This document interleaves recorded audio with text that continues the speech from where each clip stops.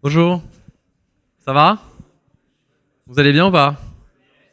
Bientôt l'été? Ouais, grave, trop bien. En vrai, il fait chaud quand même. Chaudement, mais on kiffe. On va pas se plaindre, non? Non, non, bah écoutez, merci beaucoup de venir, c'est trop sympa. Et on est ravis de vous accueillir. Déjà, j'ai une petite question pour commencer. Qui a la clim chez soi? Question de Lone Scale. Ok, putain, les chanceux, regarde, c'est ceux qui ont le moins de cernes, je pense. Non, c'est cool. Donc, bah, moi, je suis Charles, je suis CEO de Lemlist. Est-ce qu'il y en a qui connaissent pas Lemlist? C'est ce que je dis, ça sert plus à rien de faire de la pub en vrai, tout le monde connaît déjà.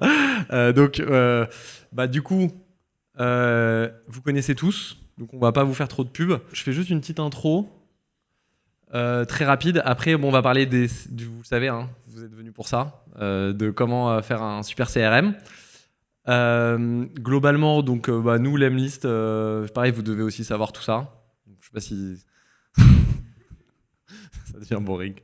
Donc on est toujours 100, 110. On vient de faire, on fait à peu près 35 millions d'ARR, donc là on a fait un très bon début d'année. Et on est toujours bootstrap, on a 50 000 clients, voilà. Si jamais vous cherchez un job, apply. On cherche toujours des gens talentueux. Et qu'est-ce que je voulais vous dire d'autre? Après, je voulais juste vous dire des petites stats sur le bon. J'ai regardé un peu des chiffres. Donc, on n'a pas une croissance exponentielle, mais on va dire on a une croissance de qualité. Donc, c'est-à-dire on n'ajoute que des membres top, des top membres. Donc, bravo, vous avez été sélectionnés. Donc, on est 3060 dans la communauté bon ou bonne. On a 41% de membres actifs. On a 450 de ces 1250 membres qui postent effectivement. Donc, 30%. C'est-à-dire qu'il y a 70% de gens qui lisent et 30% de gens qui postent.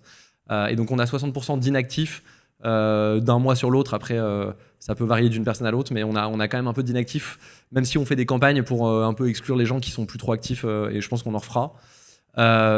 Et après, un stat intéressante, 20%, donc c'est 9000 messages quand même par mois. Ouais, c'est ça. Ça fait quand même 400 par jour, c'est quand même costaud, hein, en vrai. Ça, c'était la stat qui m'a le plus étonné. Et 20% des messages sont en DM. Donc il y a quand même un peu une économie souterraine dans le bon. Et on a 16 ambassadeurs, et j'en parle après, puisqu'on a accueilli des nouveaux ambassadeurs dans la team, que vous connaissez certainement. Donc je crois que la plupart ne sont pas là. Il n'y a que, je pense, Bastien qui est là ce soir. Bastien, voilà. Bravo Bastien. Donc l'idée des ambassadeurs, c'est d'animer, enfin il y a pas mal de tâches en vrai que vous voyez pas forcément, pour organiser des events, pour même animer le Slack, pour gérer les droits, les trucs. Donc il y a pas mal de taf, et donc les ambassadeurs ils font ça. Et on est en train de réfléchir un peu à comment on fait évoluer la gouvernance de Bonne, parce que Bonne c'est une asso, donc ça appartient pas à quelqu'un, en fait c'est un peu collégial. Donc voilà. Donc l'idée c'est comment est-ce qu'on arrive à faire avancer le truc, l'asso, de faire en sorte qu'elle soit bien gérée, et qu'il y ait toujours du sang neuf, parce que en fait les gens ils s'essoufflent un peu quand ils ont leur taf à côté, etc. Donc c'est difficile d'avoir un engagement qui est tout le temps high level quand en fait tu fais un truc qui est à côté de ton boulot et qui est pas rémunéré, quoi. Voilà. Enfin, pour l'instant. Voilà. Je sais pas si vous avez des questions sur Bonne, ou des commentaires, des avis. Non, vous aimez bien? Ouais. Ok. Bon bah tant mieux. Voilà, et après du coup on va parler CRM. J'ai juste une question, qui est sur Salesforce? Ok, les stars. Qui est sur HubSpot? Oh putain, waouh. Et qui est sur Pipedrive? Qui est sur Folk? Qui est sur Atio? Il y a encore pire, il y a encore plus petit. Attends. Qui est sur Breakall? Non, je pense pas. Bah après on les kiffe, hein. D'ailleurs on kiffe même Folk et tout, hein, ils sont trop bien. Ok, et qui a déjà fait une migration CRM? Putain, stylé. Ok, intéressant. Donc quand même la moitié, donc on a surtout du HubSpot, et on a la moitié des gens qui ont déjà fait une migration CRM. Très stylé. Bah écoutez, let's go. Je laisse Lucas présenter le prog et la line-up. Merci Charles. Ouais, du coup, pour ceux qui ne me connaissent pas, moi je suis Ops Lead à Lemlist, et je transitionne vers le produit, où mon rôle sera d'aider tous les sales à être plus productifs sur Lemlist. Aujourd'hui, là, je voulais faire cet event sur les CRM, parce que déjà, j'en avais un peu marre de voir des events sur l'IA, donc je voulais un peu revenir au basique. Et du coup, pour ça, j'ai pris 3 stars de scale-up et on a choisi un angle, c'est de vous montrer un peu ce qu'on fait réellement dans nos boîtes et de vous montrer aussi les process qu'on trouve les plus utiles chez nous. On va essayer de pas aller sur les bases et juste montrer des choses que vous voyez pas forcément ou qu'on trouve très utiles chez nous. Donc voilà, s'il n'y a pas toutes les logiques ou toutes les choses que vous attendez, posez des questions après l'event, mais voilà, le but là, c'est de montrer des cas d'usage. Donc, dans la line-up, il y a d'abord Héloïse. Donc, je pense que vous pouvez l'applaudir.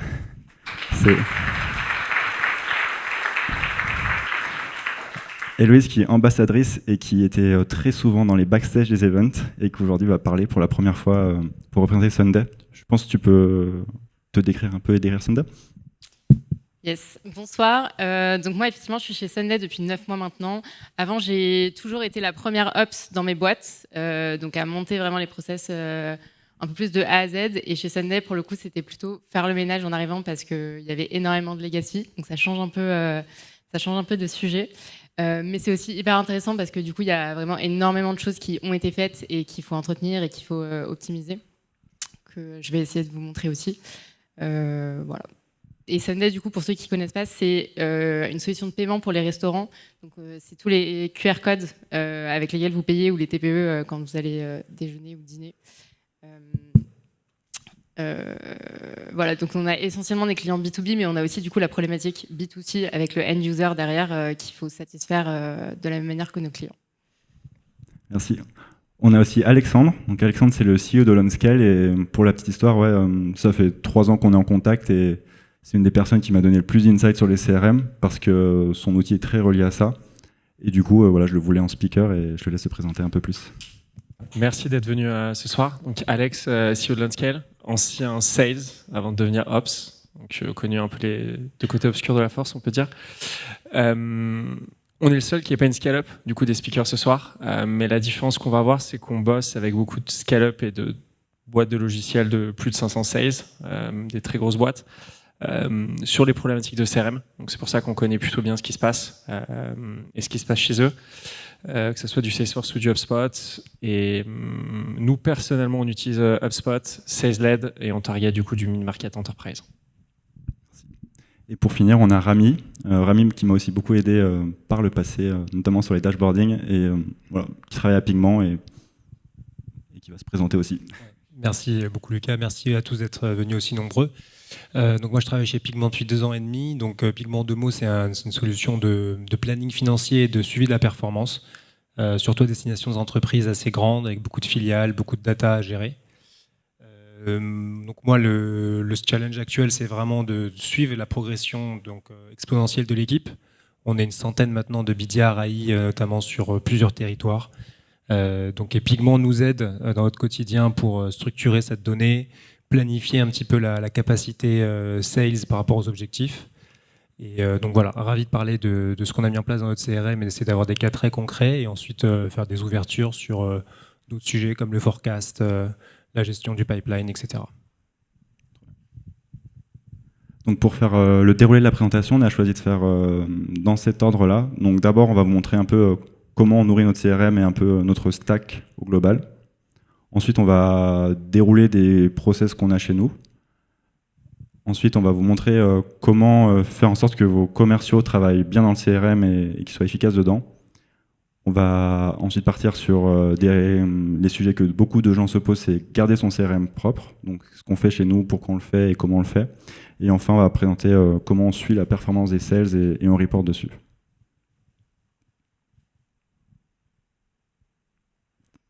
Donc si j'arrive à faire marcher... Mince, ok, bon, bah parfait, ça commence sur ma slide. Du coup, ça c'est la stack qu'on a vraiment high level chez Lemlist. Et du coup, en fait, on est un peu dans la moderne data stack, on va dire. Et du coup, ce qui se passe, c'est que toutes nos sources de données, donc le site web, les data finance de Stripe, les data du CRM, les data du produit, elles sont toutes poussées sur BigQuery. Là où notre data team va faire des modèles pour que la data soit consommable. Et ensuite, ce qui va se passer, en gros, dans les grandes lignes, c'est qu'avec un outil qui s'appelle iTouch, on va faire du reverse ETL et repousser tout ça dans HubSpot. Donc à quoi ça sert? Nous, on va dire 3 process clés chez nous. Ça va être gérer les démo requests, parce qu'on en a 800 par mois, et du coup, il y a beaucoup de volume à traiter avec peu de sales. Ça nous sert aussi sur le product-led sales, donc on a là 10 000 sign-up par mois, et pareil, on essaye de bien les traiter. Et enfin, on a plein, du coup, lié à tout ça, de problématiques liées à comment on fait le reporting, et du coup, comment on traque le MRR, et on est capable de le suivre, le MRR influencé par la sales team. Donc voilà pour nous, et du coup, je vais détailler tout ça après.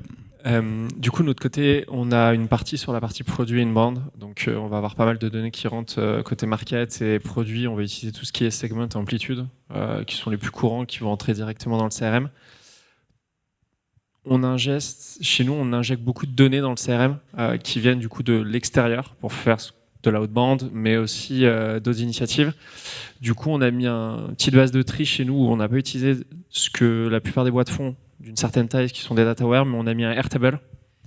Pourquoi? Parce que c'est vachement intégré, ça marche beaucoup mieux qu'un Google Sheet, vous pouvez mettre 500 000 lignes ou plus, vous pouvez importer, dédupliquer, etc. Donc c'est assez facile à gérer et ça gère bien en API, et ça se connecte nativement à HubSpot, et du coup ça vous permet de faire, ça nous permet en tout cas de tout cleaner dans Airtable avec beaucoup d'allers-retours de données dessus et de rentrer de la donnée dans HubSpot que quand elle est vraiment propre, que ça soit même sur des compagnie name, des domaines, etc.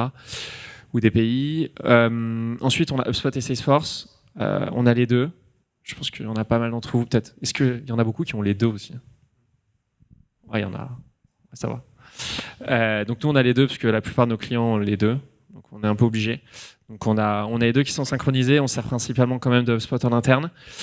On a pas mal d'IA agents qui vont tourner après, désolé d'utiliser le mot IA, Lucas, qui vont alimenter du coup le CRM sur différentes initiatives. Et après, on active tout ça dans différents outils, dont Lemlist, HubSpot, on a un petit peu d'un autre, et des ads du coup avec du retargeting direct depuis HubSpot. Donc côté Pigment, là je vous montre juste la stack vraiment liée à l'activité commerciale et même acquisition de nouveaux clients. Donc respectivement Gross, BDR, AI de gauche à droite.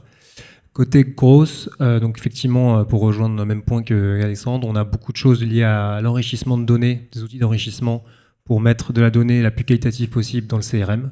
Donc Apollo, ZoomInfo, Cognism, LinkedIn principalement, comme source pour nous d'enrichissement de contacts et accounts principalement. On a aussi des outils d'outreach. Donc les côtés grosses, on utilise Lemlist pour chauffer un petit peu nos audiences et pouvoir ensuite les donner la main au BDR pour faire un outreach plus personnalisé. Donc côté BDR, un outil lié à l'IA qu'on utilise Actively pour vraiment semaine après semaine les faire travailler sur les comptes à plus de potentiel. Outreach, pour la personnalisation d'email et pour les faire travailler un petit peu au quotidien. Qualified, un nouvel outil aussi de routing de demo request qui commence, même si on est très outbound, le volume commence à monter. Pour arriver sur la partie la plus complexe, la partie sales, donc vraiment l'AI chez nous est vraiment pilote du process de la prospection au closing. On a d'abord un outil de gestion de son cycle de vente, donc Quip pour un peu le partage d'informations avec les différentes parties prenantes des deals qui sont très complexes. Donc on a des pre-sales, des solution architectes, des CSM pour préparer l'onboarding, etc. On a Gong qu'on utilise beaucoup sur le suivi de l'intelligence, le suivi donc de ce qui a été dit, l'update aussi du pipeline directement depuis Gong vers Salesforce. Des outils d'outreach, bien sûr, LinkedIn et Outreach, et ensuite des choses plus personnalisées pour partager des démos, Consensus, un peu plus confidentiel comme outil, et enfin quelque chose qui est vraiment lié à la vente enterprise, Umbud, un outil de gestion de RFP, qui sont une partie importante des cycles, une partie importante des deals chez Pigment. Donc une gestion d'un RFP par rapport à des grandes entreprises CAC 40 ou SBF 120, et voilà, un outil pour un peu scaler toute cette prise d'information et l'intelligence autour de ces RFP.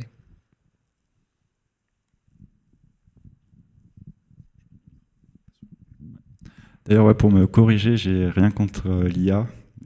Mon point, c'était plutôt, c'est pas censé être le sujet principal de tout. il y a des choses avant et c'est une couche après qui est très utile, mais voilà, je voulais préciser ça. Donc ouais, pour enchaîner sur les process, du coup, je disais tout à l'heure que nous, une de nos galères, c'était de suivre le MRR dans le produit. Et pourquoi ? Parce qu'en fait, on a des prospects qui vont rentrer dans le process sales. Ils vont parler avec le client, ils vont négocier, etc. Sauf qu'en fait, à un moment donné, le sales va perdre le contact car le client content va juste mettre sa carte dans l'emlist et pas prévenir le sales. Et du coup, là, on a des galères juste de attribuer le MRR à ce sales-là. Donc c'était un peu ça le problème. Et comment on l'a réglé, je vais le montrer rapidement. C'était grâce, du coup, en poussant la donnée Stripe dans HubSpot. Et comment on l'a fait ? Rapidement, en gros, on va pas très bien, mais dans HubSpot, on a mis un champ qui s'appelle l'ID produit, en gros. Le sales, quand il est en process avec son client, en général, il le suit, il lui fait lancer une démo dans le produit. Et du coup, à ce moment-là, il connaît son ID, il le rentre dans HubSpot. Et une fois que nous, on voit des deals avec des ID, il remonte dans notre data warehouse.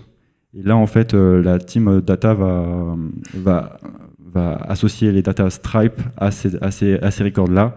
Et tout simplement, ensuite, après, on repousse tout ça dans HubSpot grâce à iTouch en sync daily. Voilà. Du coup, c'est comme ça qu'on a tous les métriques qu'on veut, qu'on peut calculer l'upsell, le churn. On peut être sûr que les meetings, les deals closés par les sales génèrent du revenu sur le long terme. Deuxième process très important chez nous, du coup, c'est les demandes de démo. Du coup, on en a beaucoup et on n'a pas tant de sales que ça. Du coup, il faut bien les traiter. Et le deuxième problème qu'on a, c'est qu'on est dans une industrie hyper compétitive. Donc, si dans un process d'achat, quelqu'un parle à ton concurrent avant toi, ça peut être un problème. Donc, nous, ce qu'on essaye de faire, c'est que le prospect nous parle en premier et qu'il puisse avoir la meilleure expérience de démo possible chez nous. Donc, la solution qu'on a, qui est assez simple, c'est que quand tu bookes une démo chez nous, quand tu remplis le form, tu as tout de suite un créneau avec un sales et idéalement, tu l'as dans la journée ou le lendemain. C'est vraiment important pour nous, c'est un truc qu'on suit presque très régulièrement. On fait des meetings tous les mois pour trouver des améliorations de ce process. Et aujourd'hui, c'est là où on en est. Donc pour vous expliquer comment ça marche rapidement, on utilise un outil qui s'appelle Default, qui permet en fait de connecter les calendriers des sales au CRM et de faire tout le routing, etc. Et donc, ça nous permet de faire le workflow suivant. Donc, vous voyez là, vous avez une requête de démo. On regarde ensuite, l'outil va regarder dans HubSpot s'il y a déjà un deal associé à ce lead-là. S'il y a un deal avec un CAM, on va envoyer vers le CAM. Mais s'il n'y a pas de deal avec un CAM, on va donner à la sales team s'il y a eu un deal avec les sales. Et là, s'il n'y a pas eu de deal, le tool va faire de l'enrichissement. Il va regarder la taille de la boîte. Il va regarder aussi les fields du form. Il va faire un routing entre les différentes équipes qu'on a et associer ce meeting à la bonne personne et afficher le calendrier. Donc là, tout ce que j'ai dit, que vous voyez là, c'est fait en 3 secondes, en temps réel, pendant que la personne remplit le form. Et ben, il se passe toutes les étapes. Donc voilà, très utile pour nous. Et les résultats, du coup, c'est que 75% des demandes de démos, elles sont bookées et dans l'agenda des sales sans que le sales n'ait rien à faire. Donc déjà, c'est un temps énorme de sauver par rapport à des boîtes plus classiques qui vont qui ont une liste de leads dans HubSpot, qui vont faire le follow-up un par un en envoyant des emails et des connexions LinkedIn. Donc là, il y a beaucoup de temps gagné. Et ensuite, on arrive à récupérer une partie derrière avec des automatisations. Là, on fait du coup ce follow-up manuel ou pas manuel d'ailleurs. Mais c'est comme ça qu'on pense qu'on a la meilleure expérience client possible et pour nos sales aussi le truc le plus pratique. Et du coup, plus pour vous montrer un peu l'impact que ça a. Ce que vous voyez là, c'est la courbe en haut, c'est la speed to lead. Donc en gros, le différence entre le moment où le form a été rempli et le premier créneau disponible qui est réservable. Et en bas, c'est le taux de meeting booked. Et je ne sais pas si on va très très bien, mais en gros, quand la speed to lead est grande, le taux de meeting booked est bas. Et quand la speed to lead est courte, là, on aura des bien meilleures conversions. Côté Sunday, du coup, pour vous montrer un peu déjà notre process de sales sur les comptes, Les comptes, il y a une petite coquille en haut, c'est prospect, en bas, c'est client. Alors en bas, c'est pas Sunday, parce qu'on n'a pas ça chez Sunday, mais je trouvais ça intéressant, donc je vous l'ai mis quand même. Mais en haut, donc en gros, on a tous les stages au milieu et on a des petites automnes, par exemple quand on se dit que c'est pas le bon moment sur un compte, qu'on close lost une up ou etc. Le compte va repasser en backlog automatiquement, sauf si on dit on veut vraiment le passer en prospecting direct et le réattaquer. Mais sinon on passe en backlog et on met une petite refresh date, souvent c'est 6 mois par défaut, pour le repasser du coup en sales pool, là où du coup les sales vont pouvoir le réattaquer. Ça va passer automatiquement en prospecting dès qu'il y a eu des mails échangés avec le compte et du coup, enfin avec un contact du compte, et du coup l'honneur va être attribué automatiquement à celui qui a envoyé l'email. Donc là, les autres sales savent qu'ils ne peuvent plus prospecter ce compte-là parce qu'il a déjà été pris. Et dès qu'on a des calls qui sont logués sur le compte, du coup, ça passe automatiquement en open talks. Pareil, dès qu'il y a une up qui est ouverte, ça passe automatiquement en open up. Et dès que l'up, elle est close one, dans ce cas-là, ça passe en onboarding. Et le jour où les AM ont onboardé le restaurant, ça passe en actif. Et on a aussi la gestion des produits avec des up products qui sont sur les opportunités. Et dès que l'opportunité va être close one, ça passe en asset sur le compte, ce qui est vraiment, l'opportunity product, c'est un peu comme les opportunités, ça va, ça vient, on les ouvre, on les ferme. Et tout ce qui est en asset sur le compte, c'est vraiment établi, c'est les produits que le client a. Donc ça nous permet de suivre un peu quels produits réellement ont chaque compte. Et ensuite, du coup, le pass, donc ça, c'est ce que j'avais fait chez une autre boîte. Mais je trouvais ça intéressant de changer le pass sur lequel on regarde quand le compte il est en client, parce que du coup, c'est plus du tout les mêmes stages qui nous intéressent. Et en fait, on va plus le mettre sur le stage, mais sur le life cycle. Donc, quand du coup le compte passe en customer, il arrive en pré-start et le jour de la date de début de contrat, on va le passer automatiquement en onboarding. 30 jours après, on va le passer automatiquement en running. Là, pour le coup, le onboarding ne veut pas dire la même chose que chez Sunday. Et ensuite, c'est l'AM qui va du coup gérer un peu le risque que le compte a en fonction des échanges qu'il a avec lui, si jamais il est à risque pour le renouvellement ou pas. Et juste avant la date de renouvellement du contrat, on va le passer en renew incoming pour savoir que c'est un peu à risque parce que si le client il veut partir, c'est à ce moment-là qu'il va le faire. Donc ayez-le bien en tête et gardez-le bien au chaud. Et ensuite, si jamais le client dit en fait je vais arrêter le contrat, on le passe en ask to leave et là automatiquement on va créer une opportunité de churn rescue qui n'a pas du coup les mêmes stages qu'une opportunité classique et avec laquelle du coup on va pouvoir se battre un peu pour récupérer le client. Donc tout ça c'est complètement automatisé. Et si l'opportunité elle est close one, dans ce cas-là ça revient en running. Si l'opportunité elle est close lost, dans ce cas-là ça passe en churn 100%. Et le jour de la date de fin de contrat, ça passe automatiquement en churn. Donc ça permet c'est vraiment tout automatisé et ça permet aux sales de se focus vraiment sur la vente et la négo et rien d'autre. Et maintenant, je vais vous montrer un gros use case qu'on a fait dans les quelques derniers mois là chez Sunday. Nous, on a une problématique de dynamic pricing, c'est-à-dire qu'en fonction de l'adoption du client et des gens qui vont manger au resto, donc l'adoption, c'est-à-dire le pourcentage de personnes qui payent via Sunday, que ce soit via les QR codes ou via les TPE, on va faire des frais un peu moins élevés au resto sur les différentes cartes que les gens utilisent.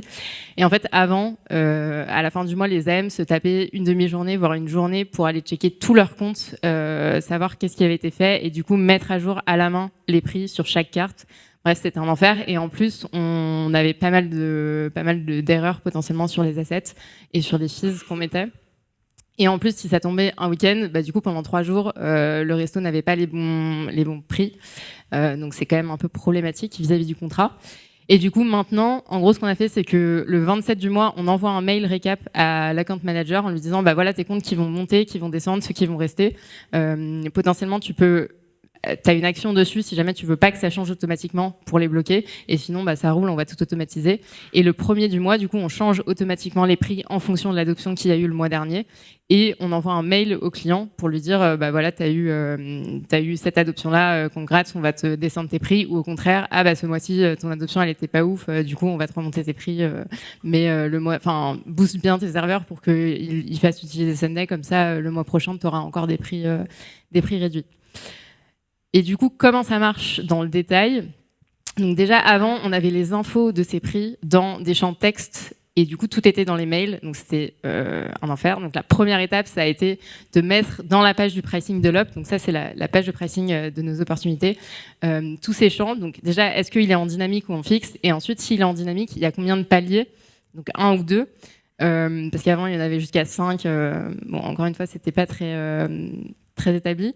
Et du coup, en fonction du palier, on va afficher la dernière ligne ici, qui est du coup pour chaque type de carte, le pourcentage de filles que nous on prend. Donc s'il y a 2 paliers, il y a 2 lignes qui s'affichent, et si on a 0, du coup il n'y a que les premiers prix. Et ensuite,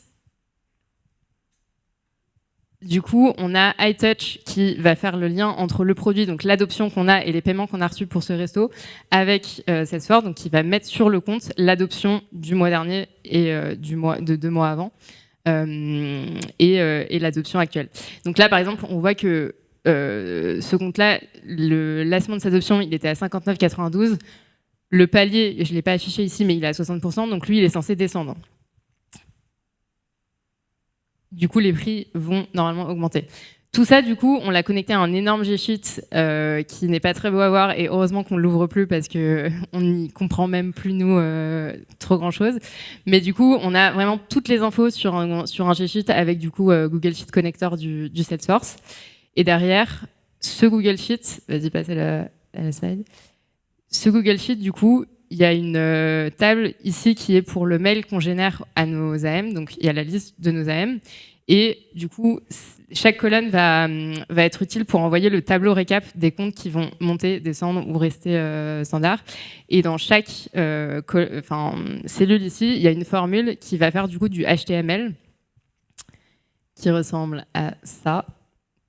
Donc c'est vraiment du ChatGPT, merci d'avoir créé la formule pour nous. Mais globalement, on va prendre tous les champs qu'on veut afficher dans le tableau du mail, et je vais vous montrer à quoi le mail ressemble derrière.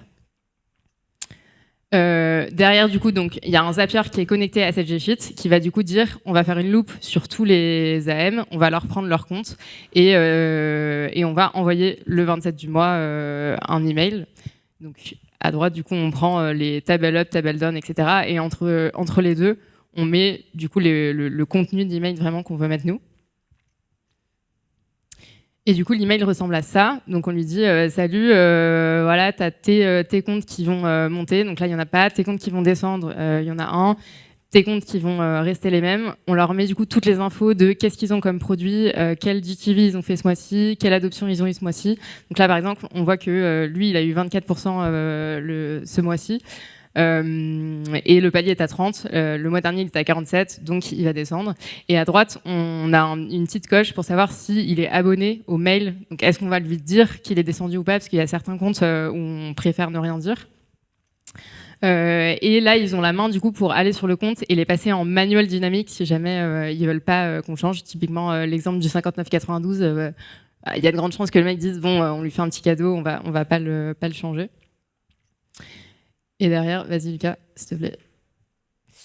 Et derrière, le premier du mois, là du coup, on a des flows Salesforce qui vont aller chercher tous les comptes qui sont en actif, qui sont en dynamique. Et donc le premier du mois, il y a un champ pour le check aussi. Et du coup, ils vont passer le threshold, enfin le palier actuel en palier du mois dernier. Et ils vont aller checker si le nouveau palier, si les prix sont bons pour ce nouveau palier ou pas. Et si les prix ne sont pas bons, du coup, il y a un deuxième flow qui va se déclencher et qui, lui, va aller chercher tous les produits qui ont des prix dynamiques, parce que pareil, il y a certains comptes qui sont en dynamique, mais que sur certains produits, pas d'autres. Donc, il va chercher tous les prix qui sont en dynamique et il va du coup chercher les bons prix par rapport au palier et il va les mettre à jour.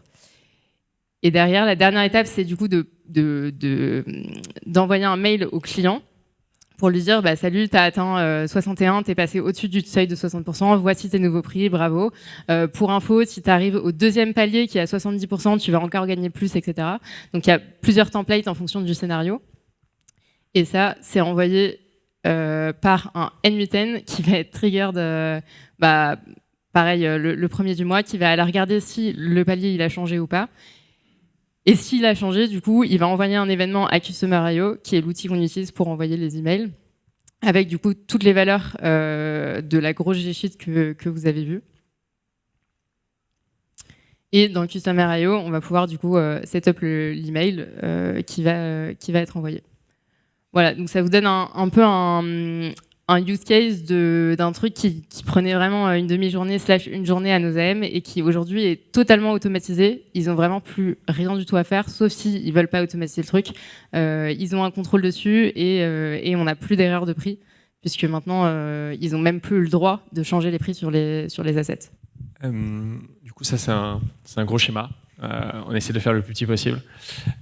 L'idée, en fait, c'était de représenter l'ensemble d'un process, on peut dire sales, qui commence en inbound ou outbound pour faire de ce qu'on appelle ABM, ABX, où il y a plein d'autres lettres derrière maintenant. J'ai l'impression que ça change tous les 3 mois. L'idée, c'est quoi? C'est de se dire, on a des comptes qui sont intéressants, qu'on veut engager de manière plus ou moins personnalisée, avec plus ou moins d'actions.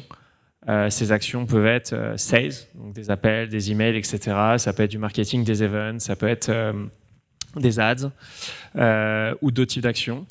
Et l'idée surtout, c'est qu'en fait, on ait une structure globale de données qui nous permette d'engager ces gens-là facilement sur toutes les actions en instantané, sans réfléchir. Ça veut dire quoi? Ça veut dire que demain, je fais un event à Londres, je fais un dîner avec 12 personnes avec tous les comptes stratégiques, ça va me prendre à peu près 25 secondes pour faire une liste. Si je veux pousser une ads sur tous les comptes qui ont X ou Y, pareil, pour faire du retargeting, et ainsi de suite. Donc, d'automatiser un peu l'ensemble de ce process pour se dire, dans le CRM, tout ce qu'on va faire qui est lié à de l'admin va être automatisé, la construction de listes, ainsi de suite. Tac. Donc on a un peu deep dive dans ce process pour le garder sur la partie un peu plus intéressante. Et comment on a automatisé ça? Déjà, ça commence par des comptes, avec de la donnée sur les comptes. L'idée, c'est quoi? C'est de réussir à avoir l'ensemble des comptes qui nous intéressent. Je pense que vous connaissez tous les notions de TAM, SAM, SOM, etc. Donc, on a l'ensemble des comptes qui peuvent nous intéresser dans le monde. Ensuite, on va avoir les comptes à qui on pourrait vendre aujourd'hui et on a les comptes à qui on veut parler aujourd'hui. L'idée, c'est de ne pas avoir trop de comptes. Le premier réflexe, c'est de donner beaucoup de comptes à tout le monde. C'est assez intéressant quand on en parle. Des fois, il y a des gens qui nous disent « Moi, je donne 200 comptes par semaine à mes sales ». Et en fait, dès que vous allez traquer ce que vous faites en tant qu'ops, vous allez vous rendre compte qu'en fait, les sales, ils passent un coup de téléphone sur chaque contact et ils arrêtent. Et du coup, en fait, ça sert à rien. Donc, l'idée quand on fait ça, c'est de se dire, on a l'ensemble des comptes qui nous intéressent, à qui on peut vraiment parler aujourd'hui. C'est la seule étape manuelle qu'on va faire, c'est qu'on va prioriser ces comptes avec des scoring dynamiques. Et derrière, on va se dire, OK, on prend le temps, chaque début de quarter, on va se palucher les 200, 300 comptes. Et on va regarder tous les critères qui sont importants pour nous pour sélectionner ces comptes pour le quarter. Et on va se mettre une limite de comptes qu'on engage dans le quarter, même si on pensait qu'il y en a un autre qui pouvait être intéressant et qui a l'air génial.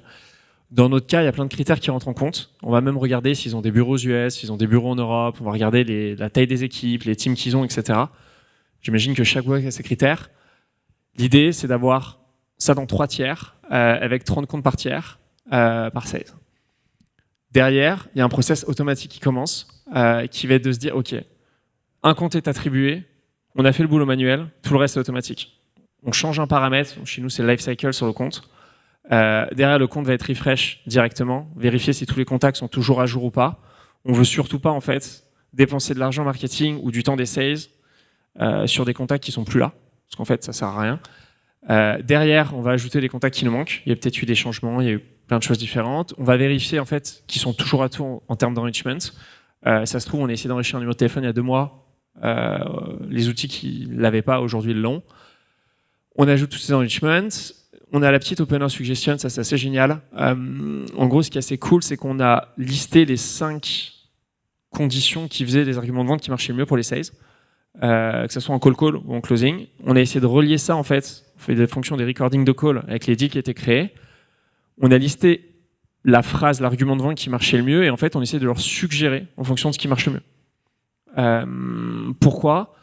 Parce qu'en fait on s'est rendu compte qu'on n'a pas beaucoup de sales chez nous. On bosse avec des boîtes qui ont beaucoup de sales et souvent quand ils ont trop de data, on va se dire ok, allez voir, on vous a mis plein de signaux, vous avez 5 signaux, allez les chercher.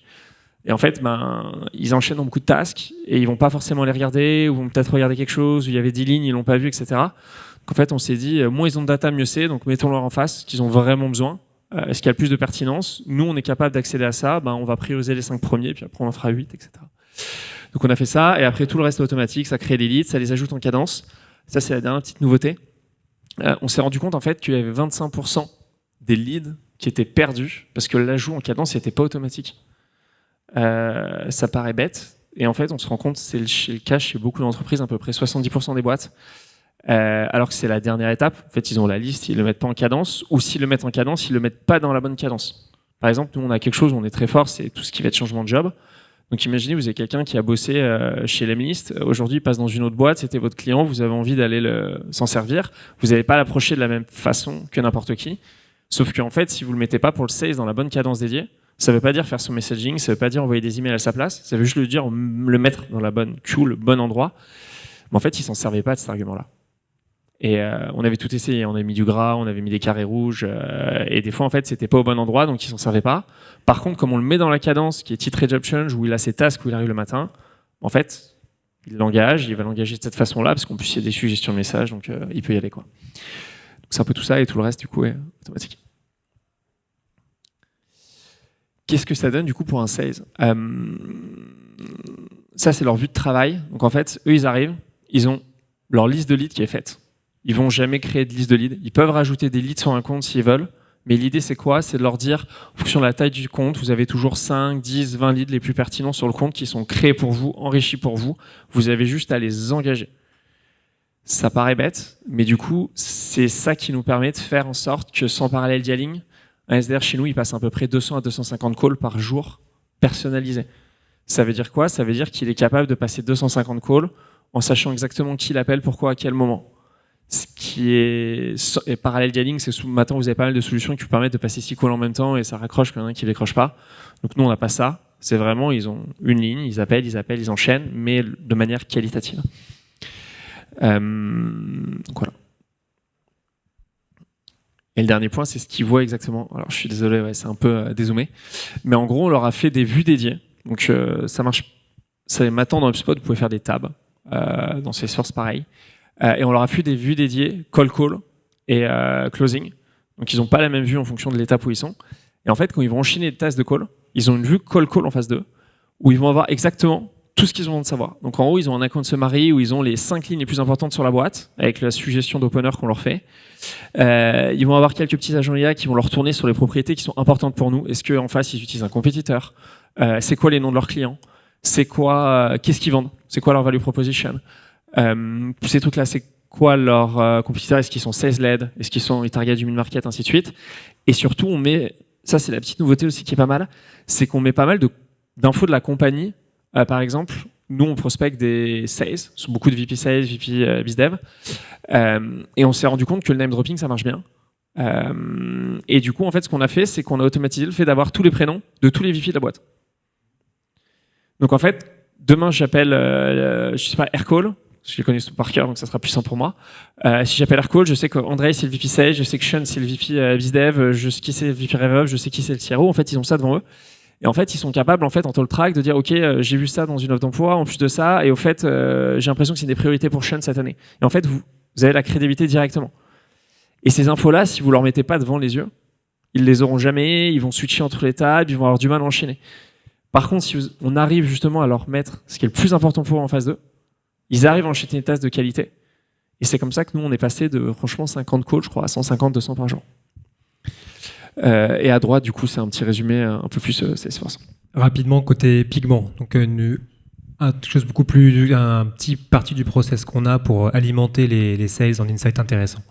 Donc d'un point de vue déjà juste au niveau du contact, on fait un peu comme ce qui a été montré juste avant, un récap au niveau des highlights en haut à droite de toutes les interactions passées. Donc forcément, plus il y a des contacts passés, notamment beaucoup de calls, des close lost, plus il y a beaucoup de choses qui sont alimentées dans ces highlights qui vont permettre donc de personnaliser au maximum les outreach, de relancer les prospects au bon moment avec le bon niveau de contexte. Ensuite, deux choses assez standards. On a donc on suit par des campagnes l'ensemble des engagements marketing et on pousse pour ça, donc comme ce qui sera montré tout à l'heure, des actions côté commercial sur un moment donné. Et ensuite, on a ce qu'on appelle, nous, une catégorie différente des insights. C'est plus des signaux positifs pour déclencher un outreach. Donc, des signaux qui marchent bien, par exemple, c'est un changement, par exemple, le recrutement d'une personne, d'un VP finance, par exemple, chez Pigment, qui va déclencher potentiellement une revue de la stack d'outils financières, qui va permettre donc on sait que cette personne-là va vouloir marquer son empreinte dans les premiers trimestres, premiers 6 mois, son nouveau job. Et donc ça déclenche pour nous un nouveau cycle de vente et un nouveau moment pour que nos commerciaux remettent ce compte dans la boucle et fassent l'outreach qu'il faut. Ça, c'est niveau contact. Ça, c'est vraiment résumé les choses principales qu'on suit.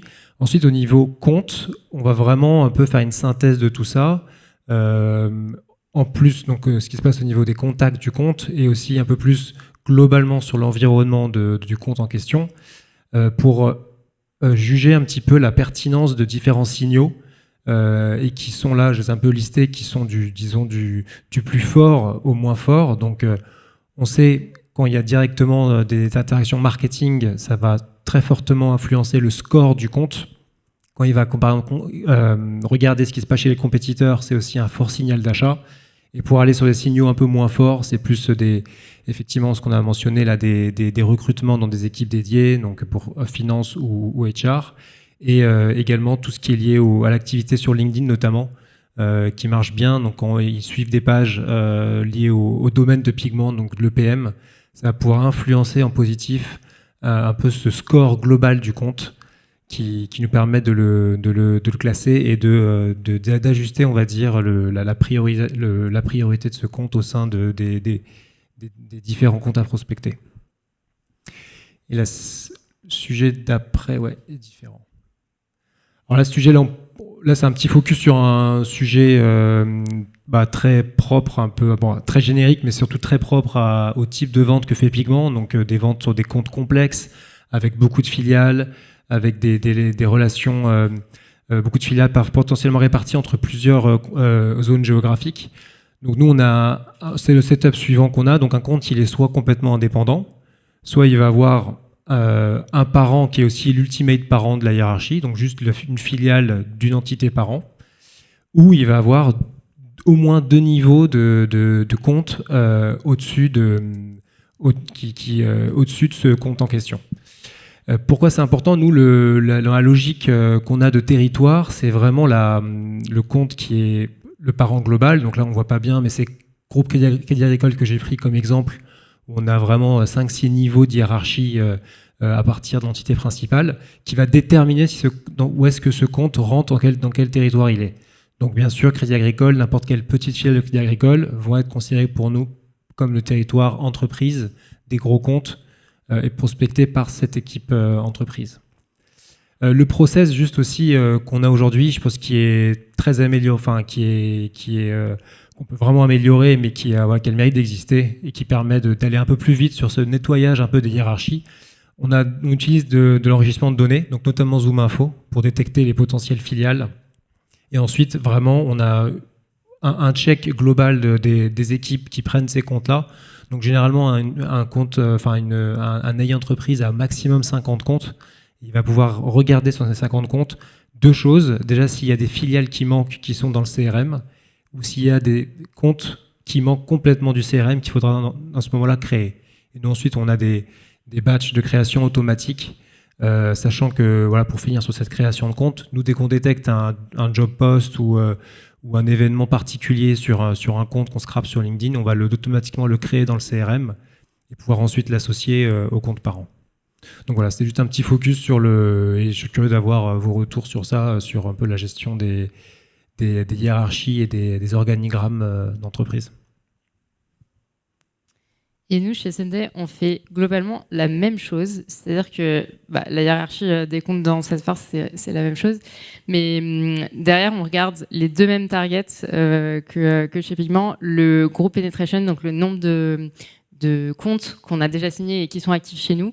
Et le groupe mapped in Salesforce, c'est-à-dire le nombre de comptes qui ne sont même pas dans Salesforce par rapport au nombre prédit que la holding nous a donné.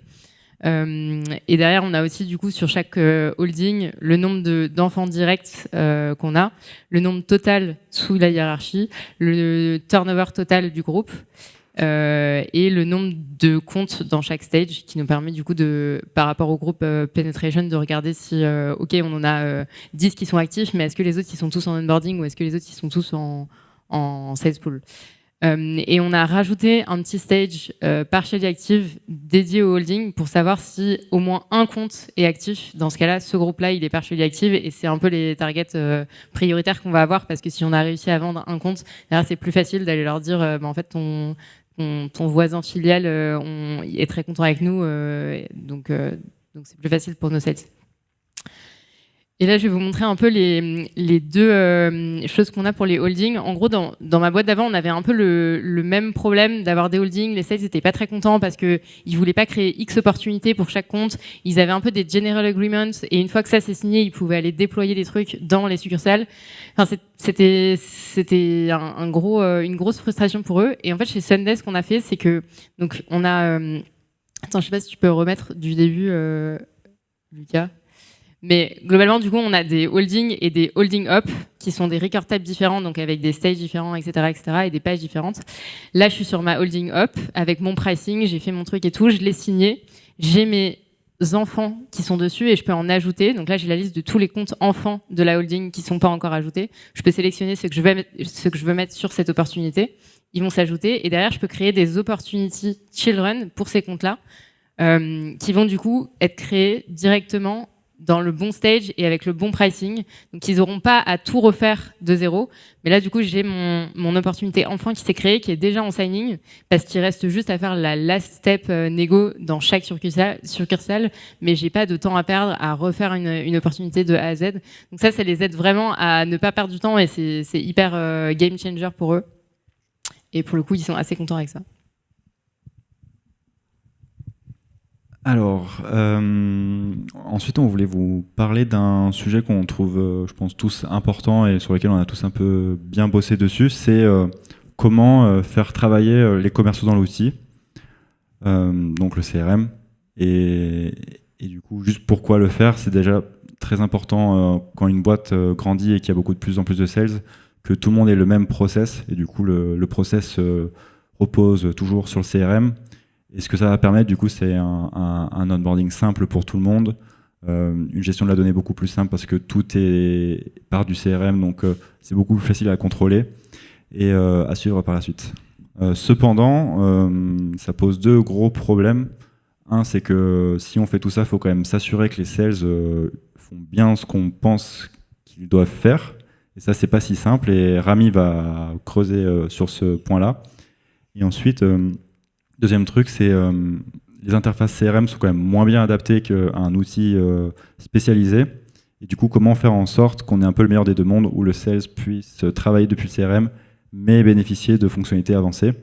Et ça, c'est ce qu'on vous montrera par la suite. Donc, Rami va commencer et va vous montrer comment s'assurer que les sales travaillent bien.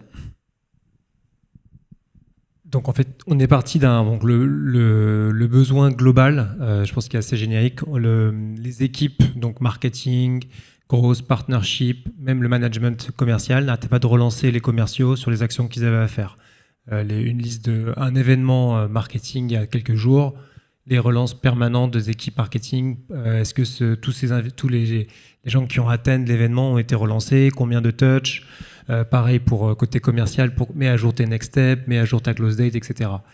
Donc là, je vais vous présenter un petit peu l'infrastructure assez basique qu'on a mis en place, qui va leverager quelque chose de classique, les Salesforce Tasks. Rien de très custom, mais donc ça se base sur le principe suivant. Donc on utilise l'objet task classique de Salesforce. Pour être un peu plus précis dans le détail, c'est un record type différent de tasks automatiques, des tasks SLA, et non les tasks en fait qu'ils vont créer eux-mêmes pour les relances de prospects. Ensuite, on va se baser sur le local time, enfin leur fuseau horaire. Nous, on a des équipes en France, Royaume-Uni, États-Unis pour l'essentiel. Donc 3 fuseaux horaires principaux dans le système, et avoir en fait des heures de travail, des business hours, de 9h à 17h. Donc 8 heures, une journée correspond à 8 business hours. Et on a 3 niveaux de priorité en termes dans ces tasks-là, auxquels on va rattacher différents événements. Donc là, je vous donne un exemple de ce qui ce qui a été au début, qui a été un petit peu par la suite modifié. Un exemple de P0 pour nous, c'est le plus prioritaire, donc c'est 3 donc on est censé avoir une réponse dans les 3 heures en termes de SLA, c'est des demo requests. Ça pourrait aussi être plein d'autres choses, mais en tout cas, nous, voilà, on a un besoin de répondre rapidement à une demo request. Ensuite, une liste de priorité 1, c'est tout ce qui est lié à l'activité marketing. Et priorité 2, plus des choses d'hygiène, de type des close dates dans le passé, des next steps sur l'opportunité qui sont vieilles depuis 2 jours. Donc, qu'est-ce qui se quid du contexte sur cette opportunité-là? Est-ce qu'elle ne devrait pas être closée, etc. Et donc, dans la slide suivante, pour vous montrer un peu plus concrètement comment ça se matérialise, chacun de ces événements-là, donc un engagement ou une campagne que je vous ai montré tout à l'heure, un insight, une demo request va créer une task Salesforce, une task de type SLA, où on va avoir donc les due dates par rapport à l'heure à laquelle au fuseau horaire de cette personne qui a signé cette tâche-là. Et juste automatiquement, une fois que l'action est faite, la tâche va être auto-complete, va être auto-closée. Donc un mail est envoyé, un appel est fait, un update est fait sur l'opportunité. Donc on va fermer cette task-là et on va capturer le moment où ça a été fait dans une logique de suivre le SLA. C'est pas tellement, ça peut sembler très procédurier, mais en fait ça permet aussi d'avoir une adhérence globale au process et de pouvoir ensuite, avec cette infrastructure-là, modifier potentiellement les SLA, modifier les niveaux de priorité, attacher des événements différents en termes de trigger. Et donc dans la slide juste d'après, d'un point de vue plus contrôle et vision globale, je vous ai pris 2 choses un peu utilisées le plus par les équipes. Donc premièrement, c'est ce qui existe aussi bien sûr sûrement dans HubSpot, des dashboards propres aux équipes, aux managers, qui vont voir un petit peu où est-ce que son équipe est en termes de tâches en retard, de complétion de tâches, de niveau d'activité qu'il y a globalement. Et ça, globalement, cette infrastructure task, c'est très puissant parce que ça permet, c'est un dénominateur commun à tout ce qu'on peut avoir, tout ce qui peut graviter autour de l'activité commerciale. Et là, juste en dessous, c'est plus le pourcentage de réponses dans le temps. Donc là, par exemple, c'est sur l'équipe BDR, on avait une exigence interne d'avoir à plus de 80% de tâches répondues dans le temps de SLA imparti. Et donc là, effectivement, c'est des chiffres qui ont déjà qu'on n'arrivait pas à mesurer au début. Et je pense que mesurer permet de commencer à se mettre des objectifs et de progresser. Et ensuite, on a eu des progrès très rapides sur ça parce que c'était très objectif et c'était surtout, bien sûr, automatisé. On n'a pas rajouté du travail en termes administratif en plus de l'action principale, c'est contacter les prospects et gérer ces opportunités en temps et en heure. Donc voilà un petit peu un projet qui a été fait sur de 3 à 4 mois jusqu'à 6 mois pour tout ce qui est lié aux itérations et au change management autour. Et c'est un beau succès parce qu'on a quand même pas mal embarqué les managers dedans et ils voient vraiment l'intérêt de l'intérêt de suivre ce type de métrique et de voir un petit peu aussi des équipes qui sont très chargées par rapport à d'autres.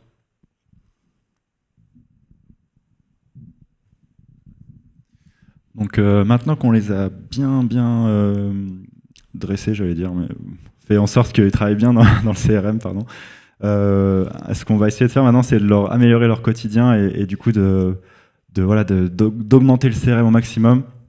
J'ai un peu catégorisé, mais il y a, on va dire, 4 grandes façons d'augmenter votre CRM en plus des features natifs qu'il y a dans le CRM. C'est en intégrant des tools avec les intégrés natifs à disposition. Donc, par exemple, LoanScale est intégré nativement à HubSpot et Salesforce. Hyperline aussi pour vous donner des fonctionnalités de quote. Vous pouvez aussi, sur les marketplaces, il y a des add-ons au CRM qui sont c'est des apps CRM. Et du coup, par exemple, j'ai vu qu'il y avait Maxime là-bas, il y a Flash ETA qui permet de mettre des boutons custom sur votre CRM qui va trigger en fait des workflows Zapier ou Make, etc. Et nous aussi, on a Launchpad où là, c'est un add-on en plus qui permet de faire du contact sourcing et d'autres choses qu'on va vous montrer par la suite. Il y a les custom apps où là, vous pouvez prendre un dev et faire vraiment des choses pointues sur votre CRM. Aujourd'hui, maintenant, sur HubSpot, il y a un truc assez nouveau, c'est les UI extensions. Et là, vous pouvez maintenant faire un peu comme sur Salesforce, des vraies fonctionnalités en React. Et vous avez toujours Apex pour Salesforce. Et après, il y a toutes les extensions Chrome qui peuvent être utilisées. Et là, ça va être, j'ai un peu catégorisé un peu pour dire en gros que selon la solution, vous allez avoir plus ou moins de contrôle sur le process de vos sales. Et donc, si vous voulez être vraiment sur le contrôle, il faut plutôt aller à gauche. Mais si vous voulez aider vos sales sans vous prendre la tête sur l'adoption, les extensions Chrome, c'est très bien. Donc, pour vous montrer à quoi ça ressemble, ça, par exemple, c'est comment on aide les personnes à engager avec des leads, avec des séquences automatisées de Lemlist. Donc en gros, l'extension Chrome qu'on a faite permet en gros d'aller sur une fiche contact, de voir du coup, là vous avez tout le contexte du lead, mais en parallèle de pouvoir en gros prospecter le lead, ajouter toute la personnalisation et lancer la campagne pour ce lead. Donc vous pouvez le faire comme ça au niveau contact par contact. Vous pouvez lancer du coup une queue de tâches et du coup faire les tâches à la suite et ajouter les leads dans les séquences Lemlist comme ça. Et vous avez aussi un mode bulk où dans les contact views, vous pouvez prendre 10 leads et les pousser dans les listes comme ça depuis HubSpot.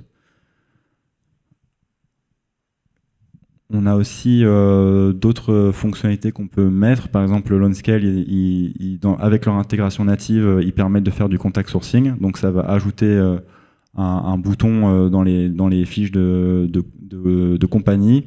Et ça va déclencher un workflow qui va rechercher les bonnes personnes qui respectent les critères de recherche d'un sales. Donc par exemple pour les listes, nous on veut parler au VP Sales, au Head of Sales ou au Sales Manager, et LaunchScale fait toutes ces logiques derrière de trouver cette bonne personne. Donc ça va commencer par chercher le Head of Sales, si ça le trouve pas, ça va chercher le Sales Manager, et si ça le trouve pas, ça va chercher un Sales Rep, et ça va se limiter à 3-4 contacts par contre, c'est vous qui décidez.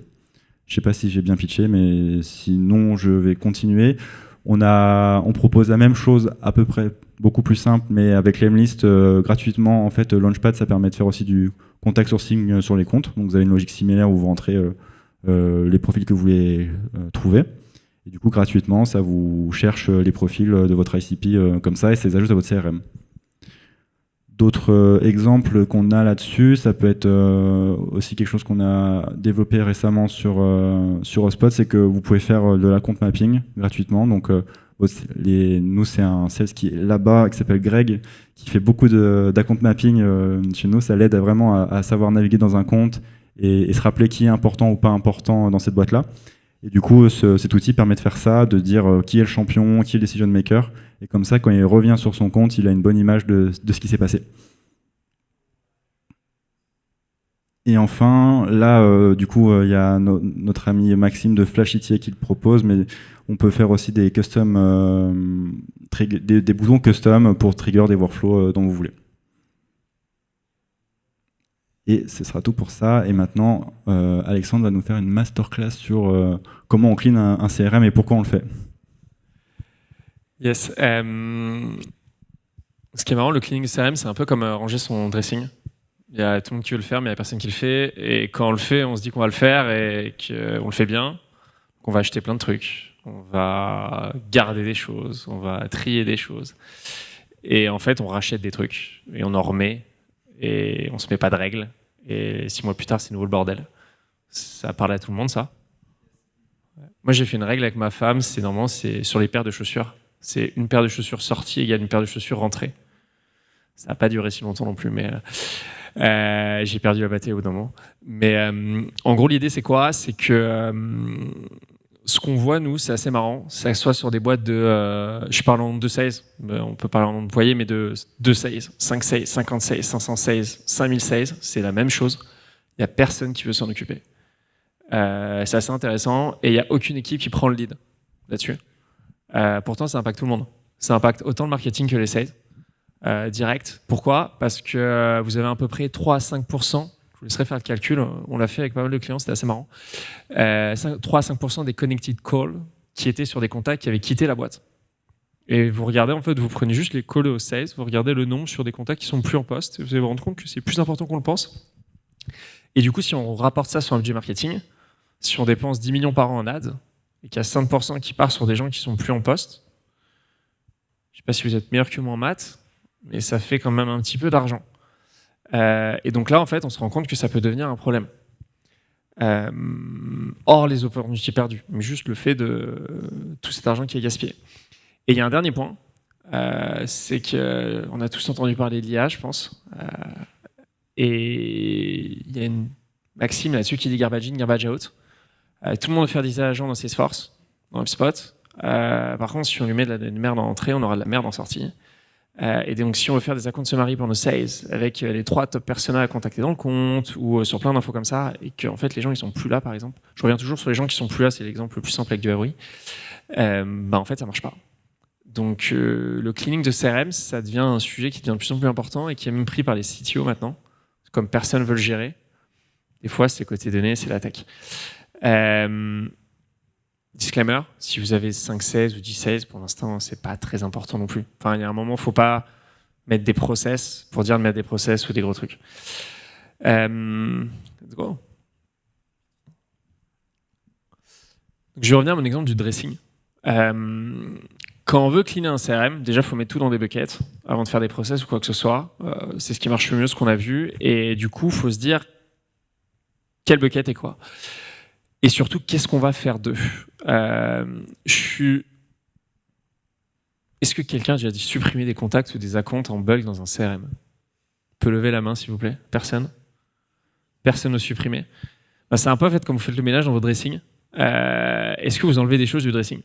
Quand vous les enlevez, vous les jetez, vous ne les laissez pas dans votre salon. C'est le même principe en fait. Nous, on se rend compte qu'il y a plein de gens qui n'osent pas supprimer des contacts dans un CRM parce qu'ils disent on va perdre quelque chose. Sauf qu'en fait, le contact, où vous n'avez pas d'activité, pas de meeting, pas de numéro de téléphone, il vous sert à quoi?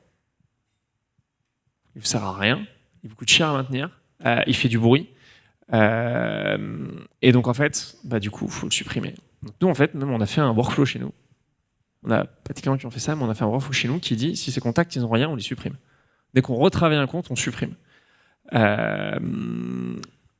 ça, c'est le premier point. Du coup, faites vos buckets. Donnez des actions par bucket.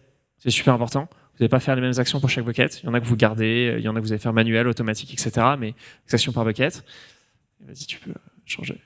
Tac. Et une fois que vous avez vos actions par bucket, on peut commencer à cleaner. Donc ça veut dire quoi? Ça veut dire que ce qu'on a supprimé, on a nos buckets, on va pouvoir merger les contacts. On va pouvoir merger, du coup, faire propre. Et une fois qu'on a fait tout ça, ce qui est important, c'est qu'est-ce qu'on fait pour pas avoir à recommencer dans 6 mois. Parce qu'en fait, si on le fait tous les 6 mois, ça sert à rien. Donc l'idée, ça va être de mettre en place des logiques pour faire en sorte de ne pas avoir à recommencer tous les 6 mois, pour en sorte de cleaner ses buckets, enrichir ce qui nous manque, ainsi de suite. Tac. Et du coup, nous, ce qu'on recommande, et ce qu'on voit, c'est que les données de compte, généralement, c'est mis à jour tous les mois sur les firmos, nombre d'employés, des choses comme ça, nombre de CS par team, si ça vous intéresse, des choses comme ça, c'est bien de mettre à jour tous les mois. Les contacts, c'est bien toutes les semaines, voire tous les mois. C'est ce qu'on voit et qui marche le mieux. Deuxième sujet polémique, lead vs contact. Donc, qui utilise les leads, l'objet lead, que ce soit Salesforce, soit dans cette salle? Il n'y en a pas beaucoup. En fait, ce qui est assez marrant, c'est un petit focus Salesforce. HubSpot, c'est assez récent, l'objet lead, ça a 1 an et demi. Mais Salesforce, tout le monde avait des leads il y a 5 ans. Il y a 3 ans, tout le monde a commencé à se dire je vais supprimer les leads parce que c'est un enfer. C'est un objet qui vit tout seul où je les garde pour l'inbound. Et aujourd'hui, les gens retournent au lead. Pourquoi les gens retournent au lead? Parce qu'il y a Salesforce qui a fait une super mise à jour toute simple en octobre 2024 qui vous permet de lier un lead à un compte. Et en fait, du coup, ça a tout changé. Si vous l'avez supprimé l'année dernière, essayez pas de le remettre maintenant, vous allez vous faire tuer, je pense. Mais c'est quelque chose qui est assez intéressant. Pourquoi? Et pourquoi le faire ou pas? En vrai, nous, on voit 70%, 90% des personnes qui se posent cette question.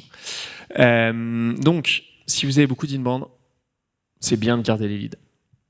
Si vous faites de l'ABM, contact only, si vous faites que ça, pourquoi pas? Des fois, il y a les leads qui sont gardés aussi. Si vous avez par contre une équipe RevOps qui est solide, ça vaut le coup d'avoir les deux. Si vous avez une équipe RevOps qui n'est pas solide, vous êtes tout seul, c'est mieux d'avoir que des contacts. Ça, c'est un peu les macros. Juste petit mot sur ça. Cas d'exemple typique Sunday, on a une strong RevOps team, on a une hybride. Donc, on utilise les leads que pour l'inbound. Et sinon, on n'utilise que les contacts parce que les sales vont pas s'embêter à créer des leads pour ensuite les convertir. En revanche, on a tous les marketing intent qui du coup tombent sur le contact. Et surtout, on fait extrêmement gaffe à ne pas avoir de doublons entre lead et contact parce que parfois vous faites vos duplicate rules sur les contacts et du coup ça marche pour les contacts, vous en faites une sur les leads, ça marche pour les leads, mais il faut ne pas oublier d'en faire une qui match les deux, parce que sinon on se retrouve avec des doublons et c'est un enfer. On a mis une petite synthèse du coup des avantages et inconvénients des deux côtés. En vrai, il n'y a pas de réponse unique. C'est intéressant, on voit les deux marchent bien. Je dirais juste que si vous avez des sales et vous faites de l'outbound, c'est quand même mieux d'avoir des leads s'ils sont liés à des comptes. Par contre, comme dit, il faut qu'il y ait des règles précises qui soient en place. Ça rajoute un peu de complexité. Et surtout, faut des process clairs de qualification et disqualification. Il faut que ça soit pas trop embêtant pour eux. Nous, j'ai une boîte qui est cliente chez nous que je connais, on ne citera pas ce soir, mais les pauvres, ils doivent rentrer le mail des leads qui disqualifient les sales. Donc même s'ils n'ont pas le mail du lead, ils doivent trouver un mail pour le lead pour disqualifier un lead. Autant vous dire qu'ils les disqualifient jamais, les leads, ils ont 600 000 leads dans Salesforce. Ça, par exemple, il faut éviter. Ça ne marchera pas, quoi.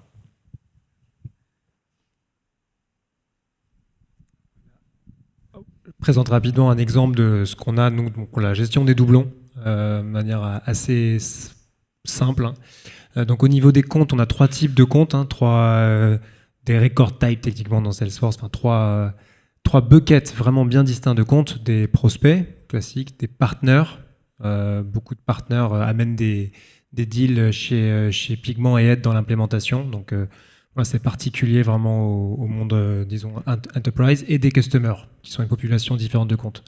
On utilise des données de 4 sources d'enrichissement qu'on avait mentionné un petit peu au début dans la stack grosse.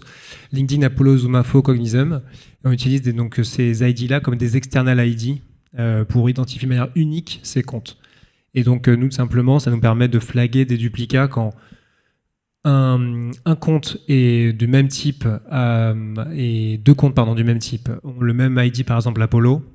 On va faire les checks, c'est pas toujours, bien sûr, il y a besoin de checker vraiment parce que toutes ces sources-là extérieures ont des erreurs, mais permet de checker une liste potentielle de duplicats qu'on va ensuite revoir et plus il y a de matchs en commun entre différentes bases, plus on a disons une forte probabilité que ce soit vraiment un duplicat et qu'on puisse le merger ou supprimer un des comptes.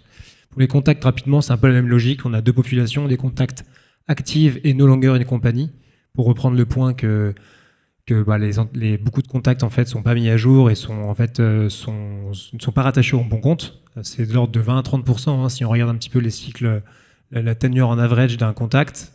Au bout de 2 à 3 ans, il change d'entreprise. Donc c'est assez rapidement, en fait, on a toute une population de contacts qui est plus du tout bien mis à jour. Donc on flag ça par un process un petit peu dédié, no longer at company, et entre ces 2 populations de contacts, on va regarder vraiment l'email et LinkedIn URL comme 2 external ID pour flaguer si c'est un duplicat et pouvoir ensuite faire les actions en masse de merge. Nous, sur le clean du CRM, on a un outil magique qui s'appelle Pico, qui nous permet d'envoyer des alertes Slack en fonction de ce qui se passe dans votre CRM. Donc, par exemple, mon compte, il a été inactif, ou mon opportunité, elle a été inactive depuis plus de 2 semaines. Bam, je te mets un message en disant va checker ça, soit tu la fermes, soit tu la passes en next stage, mais fais quelque chose. Là, par exemple, on a un exemple d'une up qui a été, qui va se closer dans moins de 3 jours, et pourtant il n'y a rien qui a été fait sur le lancement. Donc pareil, va faire quelque chose. Et c'est un outil qui coûte entre 4 et 8 euros par mois par user. Donc si vous avez 20 sales auxquels vous voulez, que vous voulez taguer dans votre alerte, ça vous coûte à peu près rien du tout. Vraiment, nous, ça nous aide énormément. Notamment pour les dynamic pricing, avant de savoir quel compte était sur le mauvais threshold, etc. Il y a plein de choses à faire avec cette alerte et c'est hyper utile. Et un autre truc aussi sur les bonnes pratiques au niveau de la data, c'est que nos flows, quand on veut updater des champs, typiquement le nombre d'enfants d'une holding, on va pas le faire au trigger de si on ajoute un enfant ou si on en enlève un, du coup on met à jour le nombre, on les recalcule tous les jours, ce qui permet de, si un jour il y a un décalage pour X ou Y raison, en fait le lendemain c'est effacé. Alors que si vous les gardez on les fait au changement, du coup votre décalage il se décale de jour en jour et vous avez jamais la mauvaise data.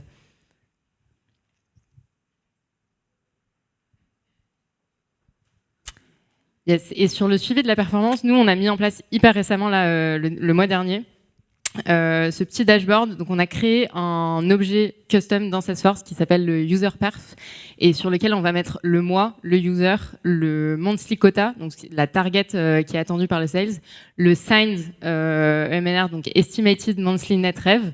Donc, une fois qu'on a signé, on pense que ça va nous rapporter tant, et le onboarded actual monthly net rev. Et le pourcentage de perf, du coup, qui dépend, enfin, qui est l'AMNR divisé par le quota qu'on avait à la base. Et ça nous permet, du coup, de créer ce dashboard où chaque user a son pourcentage de perf à la fin du mois et le manager va pouvoir checker en fonction des quotas quel user a fait une bonne perf ou pas. Ça, c'était le mois dernier, le 30 juin, donc 134 de perf en moyenne, ça va plutôt bien chez Sunday. Et on envoie aussi une petite newsletter toutes les semaines à notre équipe sales en leur disant qui est exactement sur le même format que l'énorme Google Sheet que je vous avais donné. Donc c'est un autre Google Sheet, mais du coup c'est pareil avec le Salesforce Connector et avec un Zapier qui du coup va trigger le HTML dans un joli mail avec des tableaux. On leur met du coup la liste déjà de ceux qui ont le plus perf dans la semaine, ceux qui ont créé le plus d'opportunités, ceux qui ont signé le plus d'opportunités, les sales qui ont eu le plus de comptes en actif et plein de jolis petits KPIs pour pouvoir suivre la perf de chaque équipe. Et du coup, ça leur met un peu un challenge dans la tête de « Ok, j'ai envie d'être dans le top cette semaine ».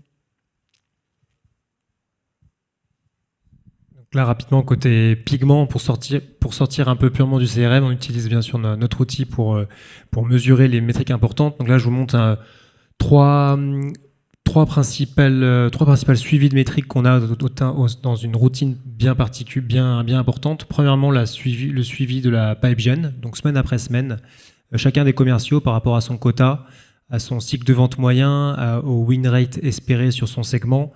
On va dégager une target par semaine à faire en termes de nouveaux meetings bookés qualifiés. Voilà, c'est un peu le principal, une des principales routines qu'on a pour suivre et bien sûr pouvoir ajuster le tir aussi vite que possible, anticiper les trous d'air et les trous en termes de pipeline. Ensuite, bien sûr, de manière classique, le suivi de la performance en termes de booking. Donc ça se fait surtout dans le process de forecast, où on regarde un petit peu qu'on essaie d'être sûr d'avoir le bon coverage par rapport à chacun des AI et voir bien sûr à quel point on est précis par rapport à notre forecast. Donc juste rapidement, en semaine 6 d'un quarter, on a toujours un objectif d'arriver à plus ou moins 10% de l'attainment. Et on essaie vraiment de suivre et chaque trimestre s'améliorer, comprendre qu'est-ce qu'on a raté en termes de deals qui ont décalé ou de deals au contraire des bonnes nouvelles qu'on a pull forward. C'est plutôt souvent les slippages qui sont la source principale de décalage entre ce qu'on estime le forecast et la réalité. Et enfin, un dernier point, et c'est un peu la grosse force de Pigment qui se connecte un petit peu à plein de sources de données, on a un petit peu un assessment global de la performance des reps, donc notamment par rapport à ces deux choses-là, combien de pipeline ils génèrent, combien de closing ils font, et aussi plein de choses qualitatives, notamment le suivi des trainings d'enablement et les bons messages qui vont pouvoir l'amélioration, disons, des messages et de la maîtrise du pitch commercial. Donc c'est des données de Gong avec Salesforce et des choses aussi qui viennent de notre outil HR qui sont agrégés dans Pigment et qui permettent de calculer des métriques et des suivis comme ça précises de la performance des équipes. Trop bien. Bon, c'était dense, mais c'est fini. J'espère que vous avez trouvé beaucoup de valeur à tout ça. Donc merci à tous et je pense qu'on peut applaudir les speakers.